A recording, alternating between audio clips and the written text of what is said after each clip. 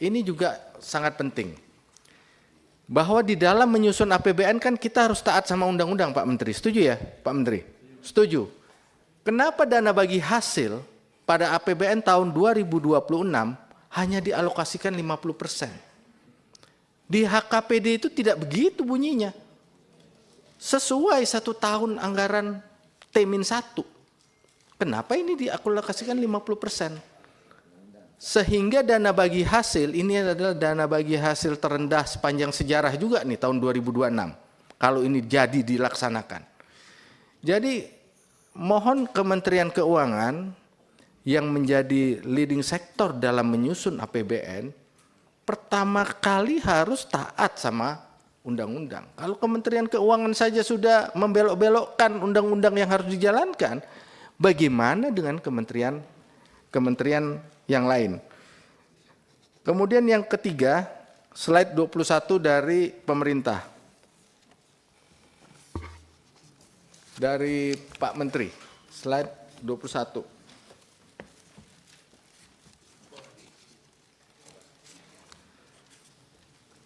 Minta tolong operator slide 21.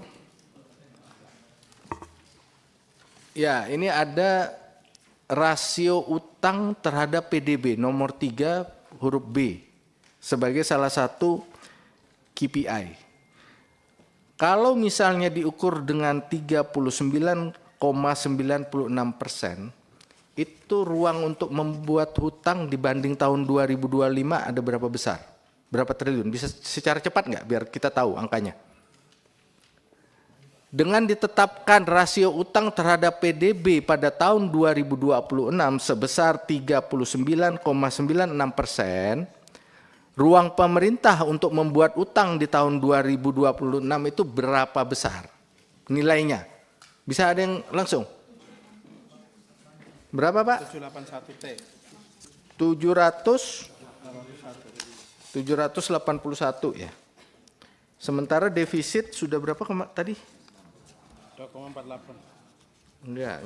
Defisit. Coba kembali ke postur yang tadi saya punya. Enggak, Pak. Coba postur. Lihat postur. Berarti di tahun 2006 maksimal membuat utang 781. Coba dibesarin itu defisit di itu. Sudah berapa itu? Itu 781. Berarti inline ya, Pak Minto? Pembiayaan utang. Jadi kalau nanti lebih dari 781, pemerintah akan datang lagi ke DPR untuk minta persetujuan artinya kan? Karena tadi KPI Kementerian Keuangan kan 39,9. 39,9 ruang untuk membuat defisit kalau kita hitung 781 triliun. Berarti ini sudah digunakan secara maksimal. Kan begitu? Jadi kalau nanti menerbitkan utang di atas 781 triliun, datang lagi ke Komisi 11. Kan begitu Pak? Betul Pak Menteri? Betul? Nah, makanya saya tanya tadi maksimalnya berapa? Kan proyeksi, PDB-nya juga proyeksi Pak ini, Anggito. Iya kan itu kan berjalan memang, paham saya. Cuman kan kalau kita nilai dengan, kan ini semua proyeksi, kita menilai dari proyeksi. PDB 2026 berapa proyeksi? Dengan begitu 39,96% PDB-nya berapa? Tadi disebut 781, berarti pemerintah telah menggunakan secara maksimum pembiayaan utang pada tahun 2026 sesuai target. Jadi kalau nanti melebihi dari 781, Pak Menteri harus merubah KPI yang sudah dijanjikan kepada kami, kan gitu. Betul Pak Menteri?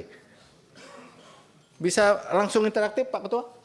Gimana Pak Menteri? Silakan Pak. Ya seperti itu atau Anda kurangi nilai kinerja kami.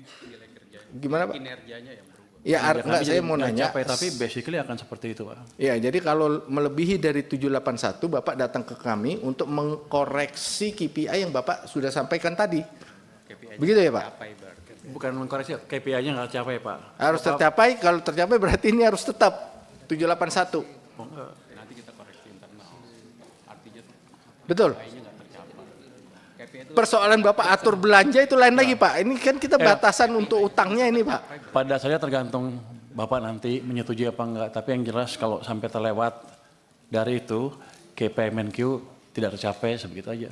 Tapi tentang kebijakannya apa, dampaknya ke perekonomian, nanti tergantung diskusi kita seperti apa, mau dibawa kemana ekonominya. Kan berarti kalau menembus angka itu berarti ada sesuatu yang di luar prediksi kita saat ini kan. Jadi nanti saya akan datang ke Bapak untuk menentukan langkah bersama seperti apa untuk kebaikan negara. Oke, saya hanya mengkonfirmasi itu aja Pak.